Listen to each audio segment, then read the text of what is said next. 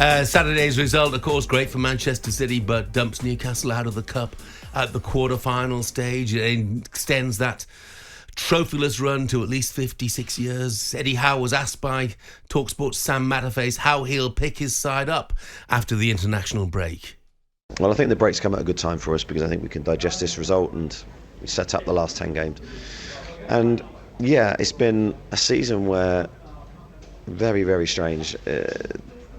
The cup competitions especially could have been very different, but they've gone against us. All the big moments have gone against us, and I always think, like I said earlier, there's no part of me that feels sorry for ourselves or why are these things happening to us. We just have to improve and we have to get better and we have to take responsibility for it ourselves. And yeah, the cup draws have been tough.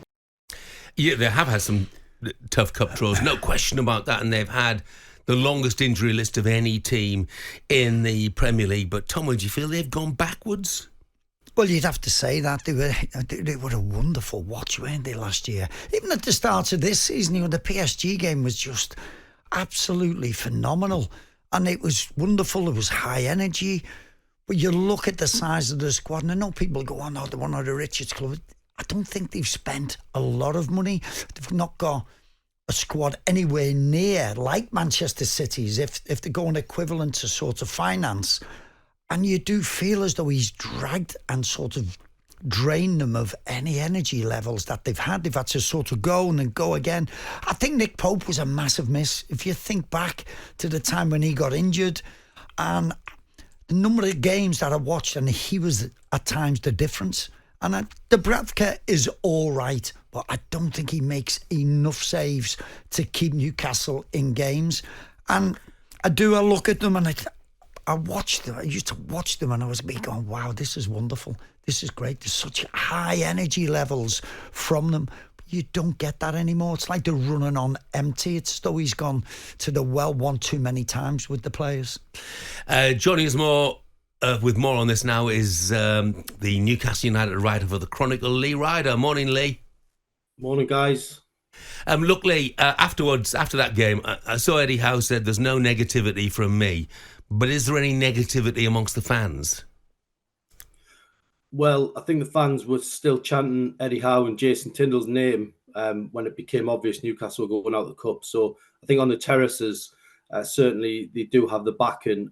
You look on social media and then you start seeing the individual accounts. And there was quite a strong editorial in the fanzine, the mag as well, before the game about their view on how they think the owners will be thinking about managerial change. So that, I'm not standing here saying that there's no murmurings of discontent, but certainly vocally, I think Eddie Howe has got the backing of the majority of the supporters as this. Yeah, I was in Newcastle last Wednesday. That was one thing I was going to say was almost to a man, people were still behind Eddie Howe, but of course it's not the supporters who make the ultimate decision. And you see where they're sitting now, and with a pretty tough finish to the season coming, Lee, can Eddie Howe afford to finish in the bottom half of the Premier League?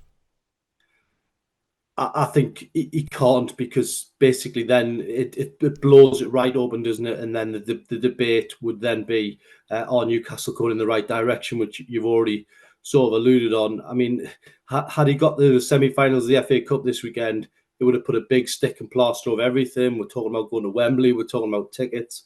But now, we're talking about the last ticket Newcastle have got to save this season is to try and get in the Europa Conference League. I do think he has to finish in Europe. I mean, I think he's got the backing of the two UK-based owners at Newcastle. I've got no doubt about that. But I don't think anybody knows what has been discussed over in Saudi Arabia, and they want the best. The chairman's already come out and said it. He wants to be number one, and at the minute Newcastle are in danger of going in the bottom half of the table. He doesn't go on too much about his injuries, do you? And I was saying with Jeff, I went, but the Liverpool players, the injuries and the kids who had a chance.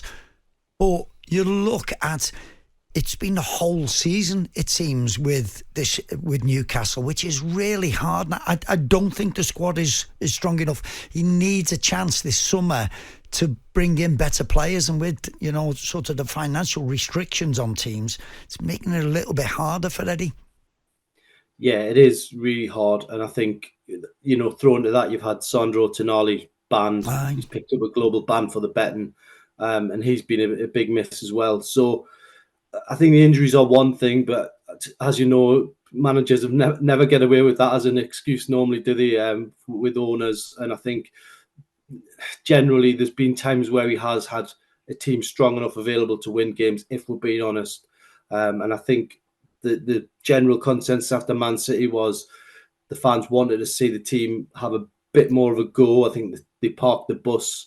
They had one shot on target, and I think the manner of the performance wasn't embarrassing, but I think Man City could have stepped it up at any stage in that game. I think they were only in first gear, so I think a big response must come against West Ham when they resume play.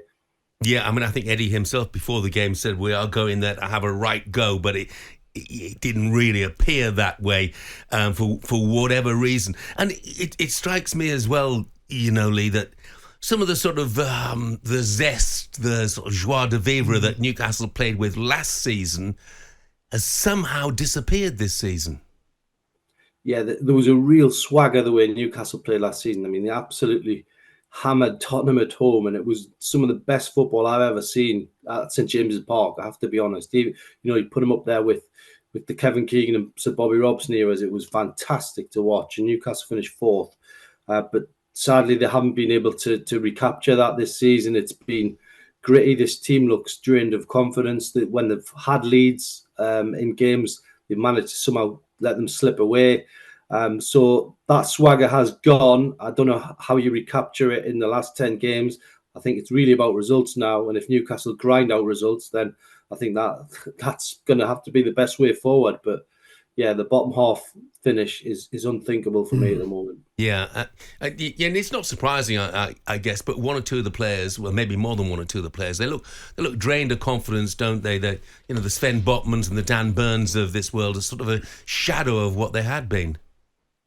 Yeah, and Sven Botman's a great example you throw in there, Jeff. I mean, the camera went on to him a couple of times after a couple of moments in that game the other night at Man City, and his facial expression said it all for me. It was almost resigned to defeat, whereas last season, he had the confidence. He was almost that little bit of arrogance which you need in football. And Saturday was one to forget and move on from, and the body language of the players was a little bit disturbing for me. I mean, even if you look at the TV coverage, Eddie Howe was almost dragging the players over to applaud the supporters. I think he was gesturing to a few to come over and join in. So it didn't look good. I think, Lee, I think the Trippier is one where you look at the failings of all the players.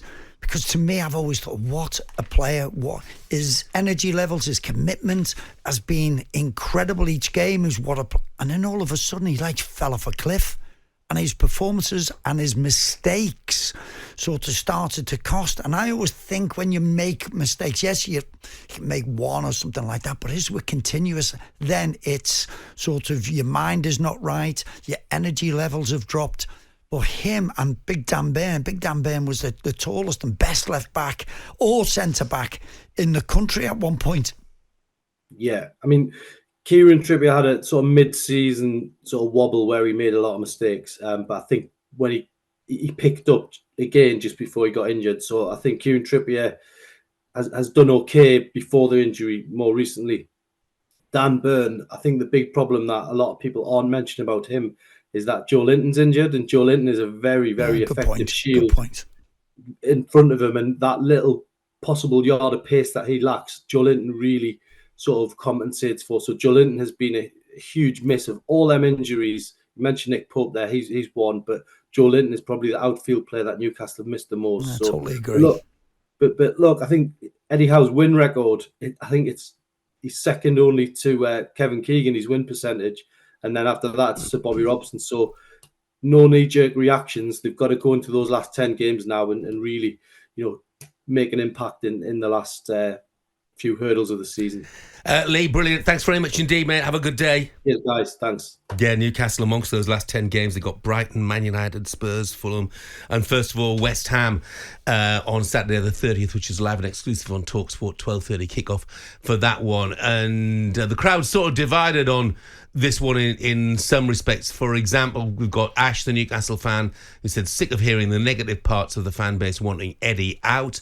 They didn't want Keegan out when we slumped from third in 93 to 94 to sixth the following season. Stick with Eddie. In Eddie we trust. But another text has come in. Phil Thompson saying Eddie Howe doesn't mention injuries. Every single interview he mentions injuries. Sack him now, sign some world-class players and bring in Jose. talkSPORT Breakfast, waking you up Monday to Friday morning from 6 a.m. on AM, on DAB, via the talkSPORT app and on your smart speaker. talkSPORT.